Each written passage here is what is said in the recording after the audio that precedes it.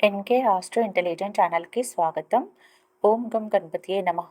ఓం నమో నారాయణాయ. ఓం శ్రీమాతే నమః. ఈరోజు మనం తెలుసుకోబోయే టాపిక్, ఒకటి కంటే ఎక్కువ భాషలు లాంగ్వేజెస్ మాట్లాడుటకు ఈ గ్రహాలు కారణమా అనే టాపిక్ గురించి తెలుసుకుందామండి. బుధుడిని వాక్కారకుడు అంటారు.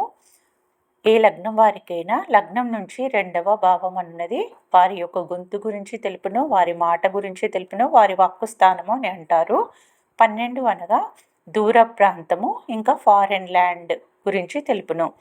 2వ భావాధిపతి 12వ భావంలో ఉన్న 12వ భావాన్ని చూసిన 12వ భావంతో 2వ భావాధిపతి కంజక్షన్ 2లో 12లో ఏర్పడిన, ఒకరి హౌస్లో ఒకరు ఉన్న, +−3 డిగ్రీ ఉన్న 12వ భావాధిపతి 2వ భావాధిపతి యొక్క నక్షత్రం మీదుగా ఉన్న, 2వ భావాధిపతి 12వ భావాధిపతి నక్షత్రం మీదుగా ఉన్న వీరికి ఒకటి కంటే ఎక్కువ భాషలు వస్తవి. మన భాష కానిది ఫారెన్ లాంగ్వేజెస్ ఏది అయినా వస్తుంది. హిందీ, ఇంగ్లీష్, కన్నడ, తమిళ్ ఏది అయినా వేరే లాంగ్వేజ్ అన్నది వస్తుంది వీరికి. ఎగ్జాంపుల్, తులా లగ్నం వారికి సెకండ్ లార్డ్ కుజుడు అవుతారు. వీరికి 9లో ఉన్నారు, 9లో ఉండి 12ను చూస్తున్నారు. వీరికి మల్టిపుల్ లాంగ్వేజెస్ రావడము నేను చూడడం జరిగింది. ఇంకా అదే తులా లగ్నం వారికి సెకండ్ లార్డ్ 12th లార్డ్తో కంజక్షన్ సెకండ్ హౌస్లో ఏర్పడింది వీరికి. కావున వీరికి మల్టిపుల్ లాంగ్వేజెస్ రావడము చూడడం జరిగింది. ఇంకా ఇక్కడ మిథున లగ్నం వారికి 12th లార్డ్ అయినటువంటి శుక్రుడు 8లో ఉండి సెకండ్ హౌస్ను చూస్తున్నారు. వీరికి కూడా మల్టిపుల్ లాంగ్వేజెస్ అన్నది రావడాన్ని నేను చూశాను. కుంభలగ్నం వారికి సెకండ్ లార్డ్ వచ్చేసి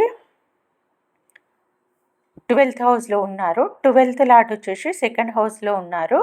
వీరికి పరివర్తన జరగడము ఉంది వీరి చార్ట్లో.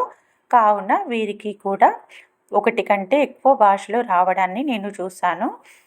ఇంకా మన మాజీ ప్రధాని అయినటువంటి పివి నరసింహారావు గారిది కన్యా లగ్నము. కన్యా లగ్నం వారికి సెకండ్ లార్డ్ వచ్చేసి శుక్రుడు అవుతారు. సెకండ్ హౌస్ వచ్చి తులారాశి అవుతుంది.